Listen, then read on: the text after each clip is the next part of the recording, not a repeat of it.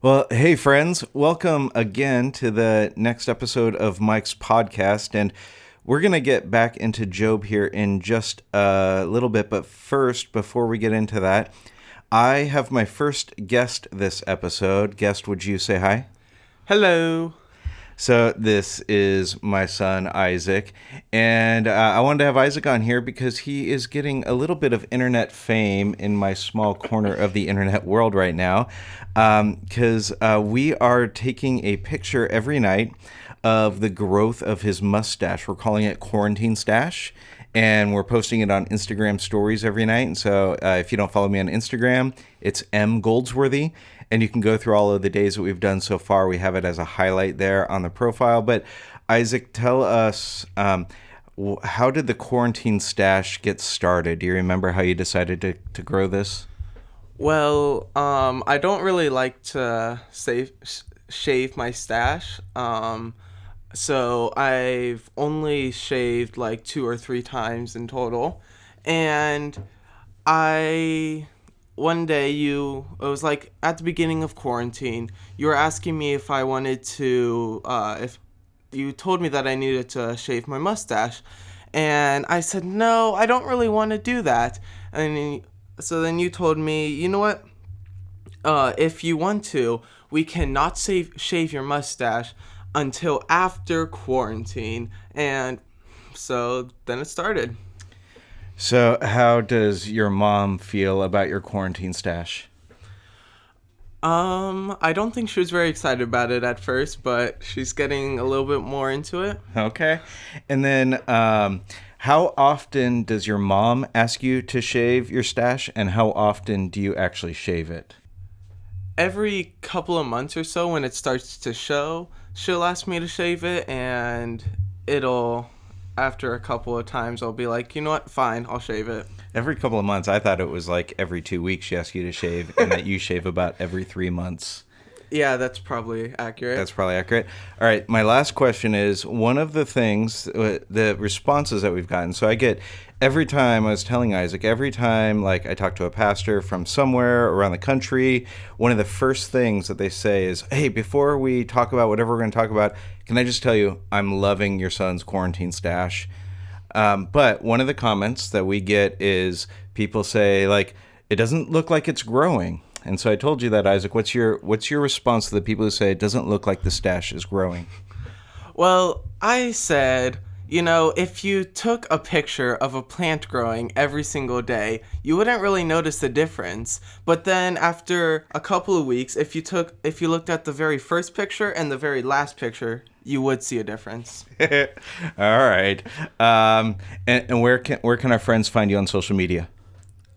Nowhere. Why aren't you on social media? I don't like social media. You all right talking into a microphone, staring at a wall right now? Yeah, yeah. All right. Thanks for being my first guest, buddy. Oh my gosh, I freaking love that kid. It's so fun to have him come on here.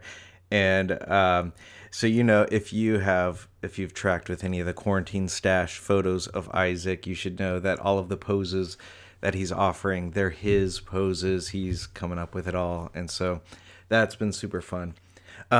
So if you do want to find that, if you want to track with us on that, a friend of mine, Jeff Graham, who does this incredible web work, did a little bit of back-end work on my website so I could have a space for like podcast information to live. And so if you go to mikegoldsworthy.com, there's a podcast page on there. Go click on that.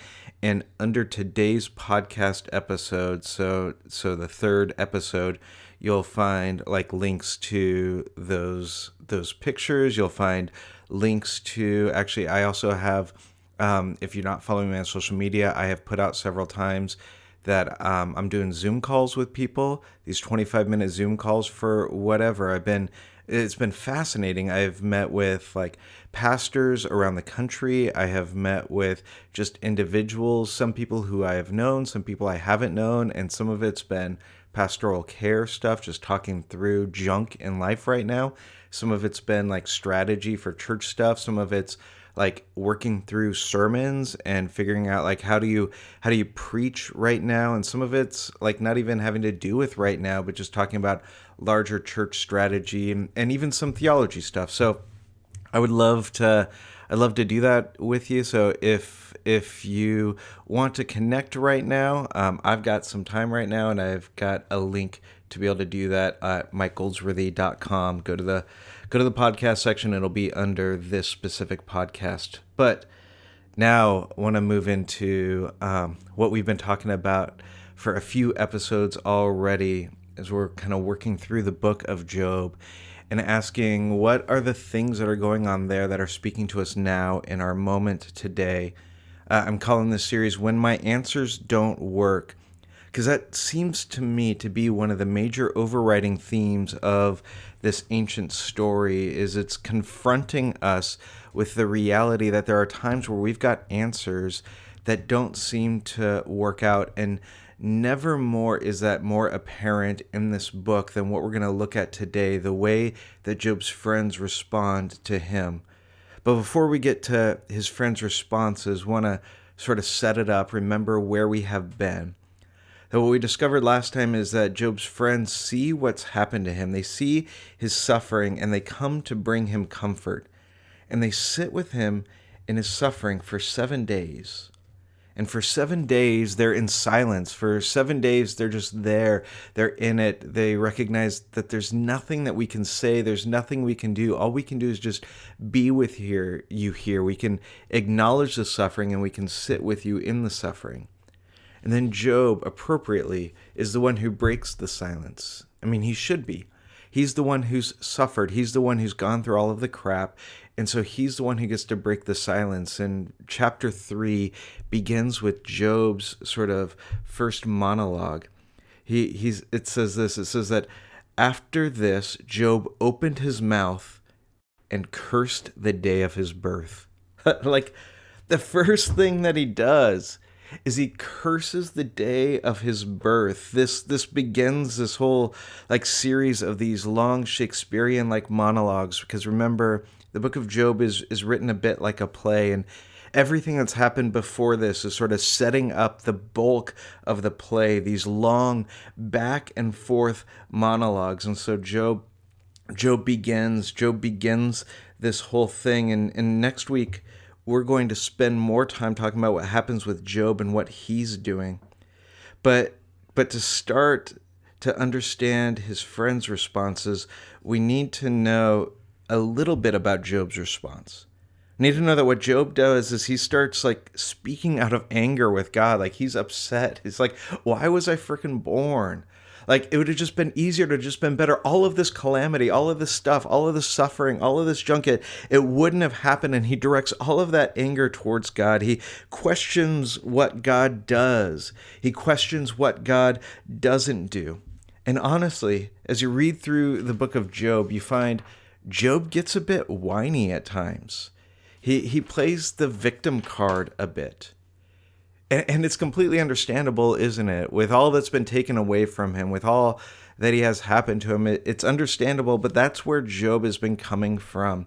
And he launches into this monologue with that, and his friends then react to it. Because what Job is saying, what Job is questioning, the way Job is angry with God, the way that Job is looking at his life, the things that he is sort of wrestling through, thinking about, upset about, offering in the midst of his grief, all of that stuff, it doesn't fit with their theology. In fact, it actually doesn't even really fit, it seems, with Job's theology. It seems that up until this moment that Job has held a very similar theology to his friends. And these empathetic friends who sat in suffering with Job, they have this very quick turn. And they actually turn on Job in some ways. In fact, here's how Job at one point describes it in Job 6:15. He says, "My brothers are as undependable as intermittent streams." It's like you show up and you leave, you come and you go. You did this good thing. You sat with me in suffering. You were there for me. You wanted to comfort me. You wanted to be there. And now you just sort of like, you just turned. It just changed. It was different. And I don't think that that's their intention. They don't intend to turn on Job. They don't tend to have this reaction that actually comes off as trite, and this reaction that actually comes off as almost like even attacking Job. I don't think that's their intention because we've seen their character a bit. They want to be with him in his suffering. They want to comfort him. They want to be there for him, but they just can't seem to help themselves. Because as we talked about last time, we're uncomfortable with suffering. And when we get uncomfortable with suffering, we tend to do a few things. Last episode, we said when we're uncomfortable with suffering, we tend to try and avoid it. We find all kinds of ways to avoid suffering. But another thing that we do when we're uncomfortable with suffering is that we try and explain it. And this is what Job's friends do in these long monologues that they offer. Richard Rohr has said that suffering is any time that you're not in control. Remember, suffering is relative. We all experience suffering differently because we have different experiences, different lots in life, different places where we're born, different experiences we go through. We all have different stuff. And so our suffering we don't compare it to another suffering. It's our own thing. And it's when we're not in control. And it's specifically when we're not in control, when it wasn't your choice to not be in control. Sometimes we will give up control for good and beautiful reasons, but suffering is when that happens to us. And we end up in a situation and we end up in an experience where we're not able to control it, and it wasn't by our choice. And our most natural tendency when we have these sort of experiences is that we want to regain control. And so one way that we try to maintain control is that we want to make sense of something. If I can define it, if I can put parameters around it, if I can explain it, then I have some sort of control over it because I have a definition for it. I can make sense of it. And so even when there's something happening that I can't easily make sense of, I want to make sense of it and I want to explain it because it makes me feel like I have some kind of control in a situation where everything feels out of my control. And so Job's friends have these long monologues where there's these essentially three arguments that they keep coming back to and keep coming back to over and over, three sort of themes, three ways that they're trying to make sense of Job's suffering, that they're trying to explain it, that they're trying to say, like, this is why what's happening to you, this is what's going on there. And it's some sort of way for them to try and maintain control by explaining it. Here's the first way they do that, is they essentially say, well, Job, you must have done something wrong. Like you must deserve this in some sort of way. Let me read for you a couple of times where this happens. Chapter 4, verse 7. Consider now, who being innocent has ever perished? Where were the upright ever destroyed? As I have observed, those who plow evil and those who sow trouble reap it. Job, you get what you deserve. This happened to you and you probably did something. You probably did something to anger God. You probably did something that was against what he wants for you. You need to figure out what that is, because these things, they don't come out of nowhere. There's a reason that this is happening to you, Job. Or here's how another of his friends say it. Does God pervert justice? Does the Almighty pervert what's right? When your children sinned against him, remember early on, I think it was in the first episode, we talked about how Job did these things for his children, and they would hold parties to take care of things that they didn't know were being taken care of for them. So he says that when your children sinned against him, against God, he gave them over to the penalty of their sin. This happened because of what they did, Job, that they died because of what they did. But if you'll seek God earnestly and plead with the Almighty, if you're pure and upright, even now he'll rouse himself on your behalf and he'll restore you to your prosperous state. And so Job, the things that are happening are because of what you have done, because of what your children have done. And if you'll just turn from your ways, then these things can be restored to you. This argument, it shows up today in all kinds of ways by people of faith. It shows up in some just blatantly horrific ways. We've all seen the people who we probably all would denounce, who say things like when any kind of tragedy or suffering happens, they'll be like, this is God's judgment for these sexual sins. And we can Google and we can find all kinds of televangelists. We can find all kinds of religious folk who will say things like that, that this calamity is happening because God's judging you, and usually it has something to do with some sort of sexual sin that they would equate with it. But I think I also see this showing up all the time in ways that are really like a lot less appalling, that maybe feel like it's got a little bit more positive spin. We'll say things like this. We'll say, well, you know what? What's happening right now with COVID-19, well, we've treated the land poorly. God gave us the land to care for, and we've treated it poorly. And God's saying like it needs a rest. In fact, we can even see that. You look out and you see like the pollution and how it's cleared up, and you can see pictures of like India and what India looks like. We're getting all these great things, and the land is getting a rest. And so we've done this thing that was wrong. We treated the land poorly. It's not what God intended. And so God is saying this needs a rest. This is God correcting that. Or maybe you've heard somebody say something like this. We've had wrong priorities. And so God's forcing us to slow down, and he's forcing us to consider what's most important. He's causing us to have some perspective, that maybe we've had overcommitted, overbusy lives, and this is God's way of like giving us and forcing us to have an extended Sabbath. And like it sounds kind of good at one level.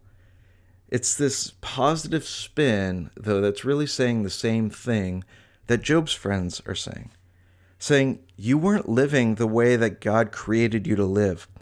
And so he's doing this to you so that you'd reconsider your ways. And maybe those are more appropriate or politically correct, reconsidering your ways and saying this is God's divine judgment for sexual sins, but it's still saying the same thing.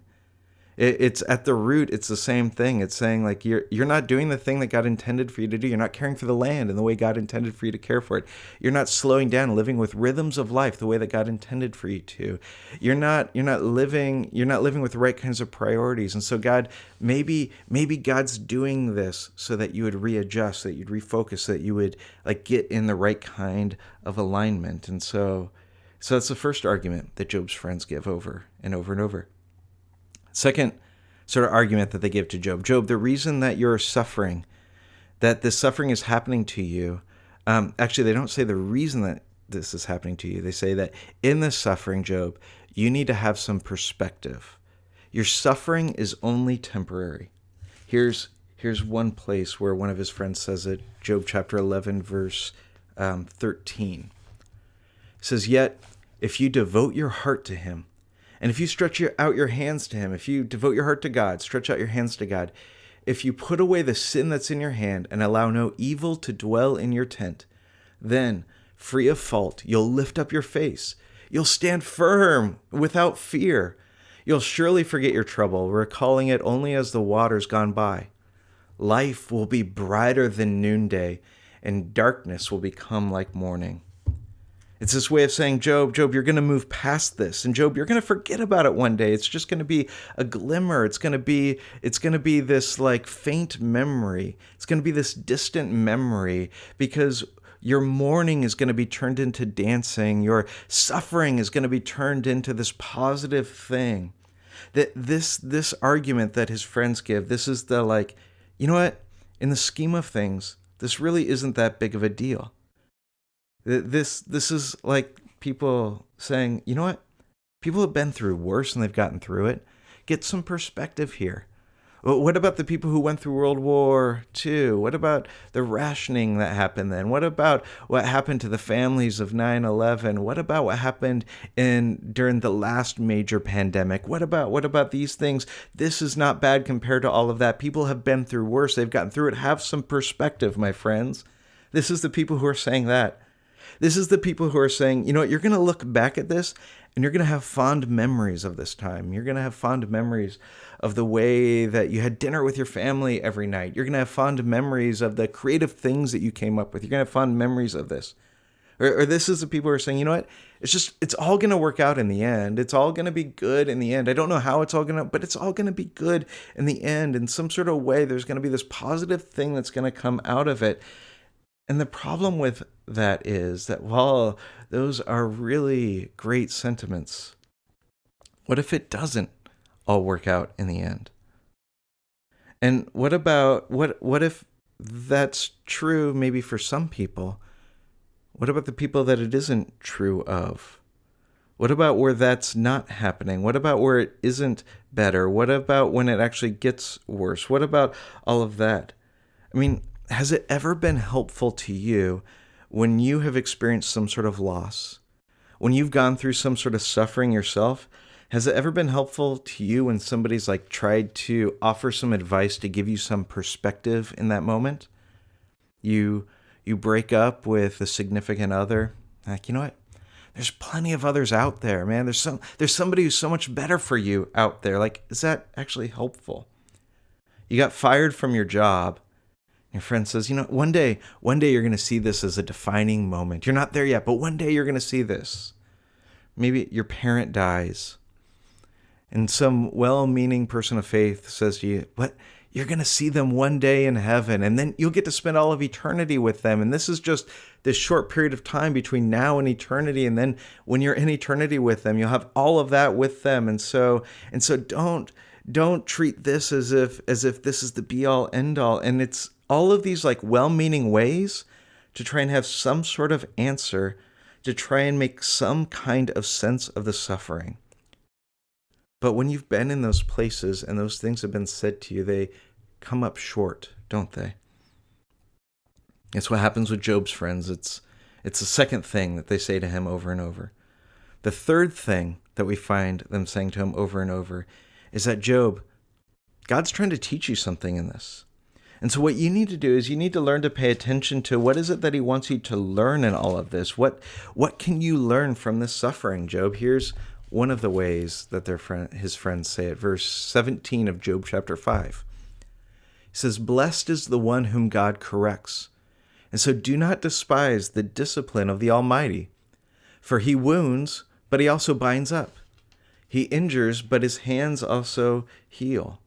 This is this way of saying, Job, pay attention to this time and try and have this perspective that says, what is God teaching me now? What can I learn right now in this?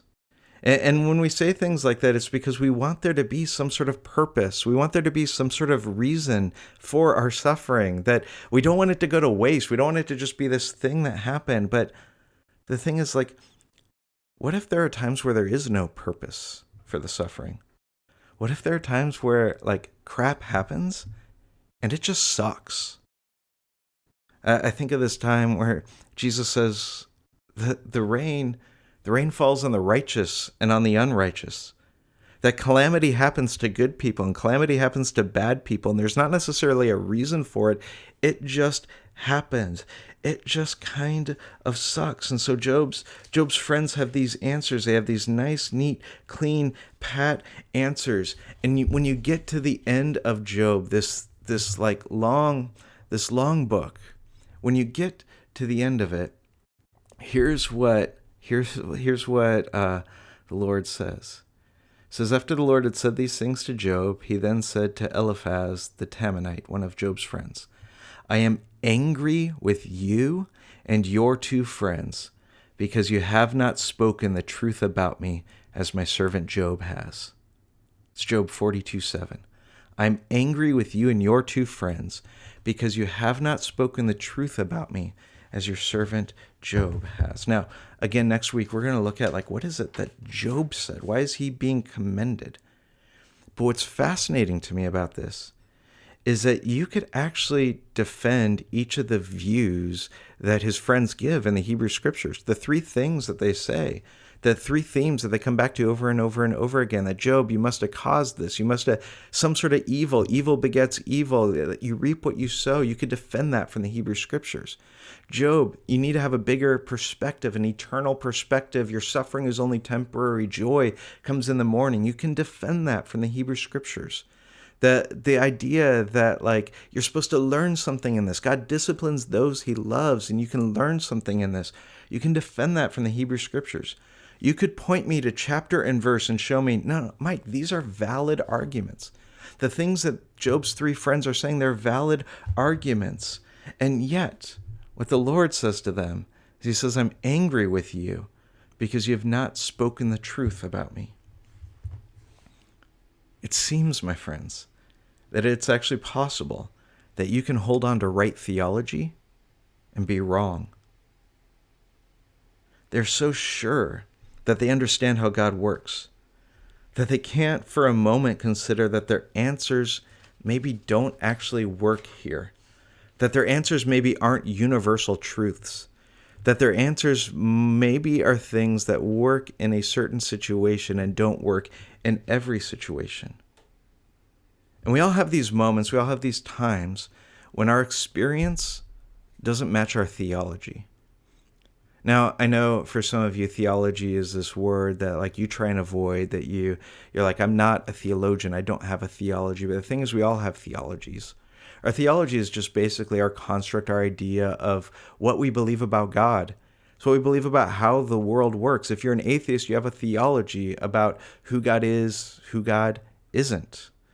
So we all have some sort of theology, some sort of idea of like, here's the way the world works. Here's the way that ultimate reality interacts with this world. And when our experience doesn't match our theology, we end up having a few different ways that we tend to move forward. One of them is that we just opt out of it, that this is the belief system I've had and it's not working anymore. It doesn't make sense anymore, that my experience doesn't line up with it. And so I bail on it. And so maybe that's been your experience. You bailed on faith, or you said, like, I want nothing to do with organized religion anymore, whatever sort of your construct was, whatever it meant for you, that you're like, I've got to get out of that thing. And so some people will just sort of bail on it. What some people will do is when their experience doesn't match their theology is that they'll sit in it and they'll let it transform them, which is what I would actually argue is what happens with Job. But the third thing that we'll do is what Job's friends actually do. And we'll double down on what we previously believed. Because we get assurance from the ideas that we've been holding on to. It makes us feel good, it makes us feel safe, it makes us feel secure because we've got these well-defined ideas about who God is and about how the world works. And if I can just hold on to those, I'll feel some sense of security. And so what we do is we double down on those things. And the thing that happens when we do that, when we double down on that stuff, is that our growth is stunted. Because we're actually more committed to the way that we thought things would work than we are to reckoning with the reality of what our experience now is. And so what happens is we will, in this space, often give answers that feel trite. There's a reason that sometimes the way that Christians engage in suffering and the things that we will say, the things that we'll write and post on social media, the things that we will preach from our pulpits, there's a reason. Have you ever read one of those, sat through one of those, listened to one of those, and it just feels trite?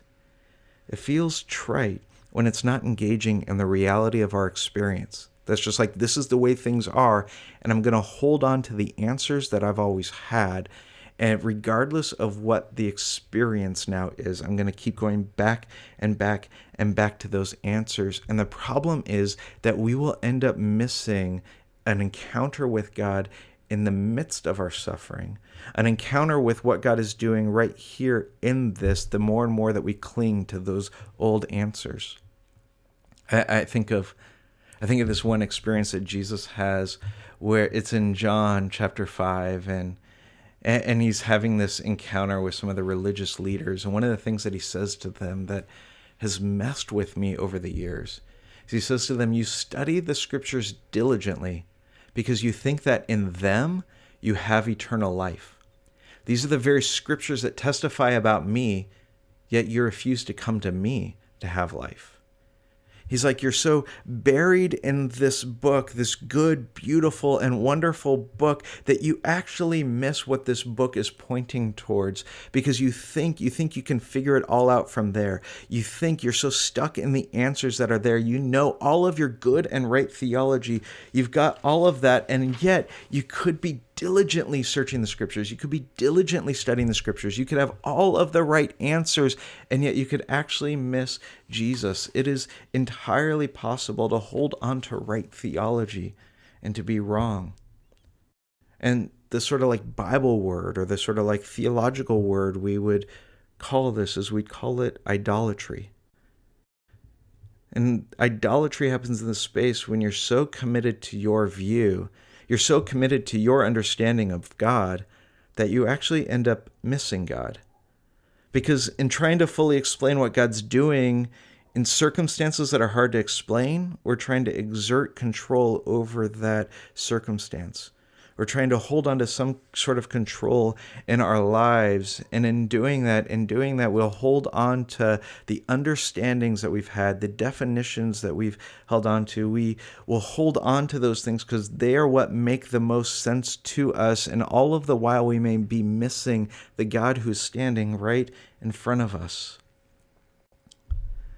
I think of the mystics who have been really influential for me over the years. There's this rich tradition of mysticism in the Christian faith that we have largely ignored in the Western church at times. And over the last several years, I've just been being introduced to more and more rich saints of the church, women and men, who we would describe as these mystics who've moved into these rich encounters with God. And mystics will talk about coming to a point of recognizing that God moves beyond definition. Now, when the mystics talk about God moving beyond definition, it's not this excuse for this like easy opt-out of trying to define God. Well, God's just bigger. His ways are higher than our ways. I just can't understand it. And I use that as this easy opt-out. It's not that. It's not an excuse to define God and make God whatever you want God to be, and that God just becomes whatever sort of you project onto God. It's not that. In fact, in some ways, it's not even being dismissive of definitions and constructs of God, because we need the definitions. The definitions create a sort of framework for understanding God. They give us a construct. They create a sort of like container for God to make sense to us. But here's what can happen, is that as soon as those things become solidified, as soon as our answers, as soon as our definitions, as soon as those things become unmovable, what begins to happen is we start to relate to those things. We start to relate to our definitions. We start to relate to our answers, rather than relating to God himself. And so we begin to rely on our confident, sure answers, because it helps us to feel like we're a little bit in control during a situation and during an experience when so much is out of our control. I'm reminded of maybe the most significant self-revelation that God gives in the scriptures. It happens remember in Exodus, it's Exodus 3, that there's this bush that's on fire. Moses is walking by this bush that's on fire, and he says, I must see this strange sight. Why there's a bush that's on fire that does not burn up. And he goes over, and a voice from within the bush says, remove your sandals, for where you're standing is holy ground. And he has this encounter with God at this burning bush, a bush that's on fire that doesn't burn up. And he's commissioned, he's given a calling at this bush to go and to free the Israelites, to free them from captivity and from slavery. And he says that when I go to Pharaoh, who should I say has sent me? Now, there's all of these ways that God could give God's name in this moment. There's all these names that God's given in the Hebrew scriptures that define what he does, his characteristics. He could say, tell them that the God who saves has sent you. Tell them that the God who delivers has sent you, that the God who liberates has sent you. Tell them that God is who sent you. But he doesn't define himself that way. Instead, God says, I am. I am who I am. God moves beyond our answers, and God is bigger than our definition. When God is asked to define God's self, God says, I am. And so perhaps one way to engage in our times of suffering is to release the need for control right now. To release our need for control of answers and definitions and the ways that we think that it should work. And that maybe as we release the need of control, we open ourselves up a bit more to be able to encounter the God who is there with us, right in front of us, who simply says, I am. I'm looking forward to being with you all next time as we explore how Job handles his suffering, how Job relates to God, what Job does with all of that, and what that says to us in our own experiences of suffering, what that says to us when our answers don't make sense, when our answers don't work anymore. But maybe we can at least walk away today with a little bit of an understanding from Job's friends that maybe when our answers don't work anymore, the best solution is not to double down on our answers, but to instead simply be able to open ourselves up to say, I can't be in control of this. And that helps us to be open to the God who defines himself as I am. So I'm looking forward to being with you again next time. Grace and peace, my friends.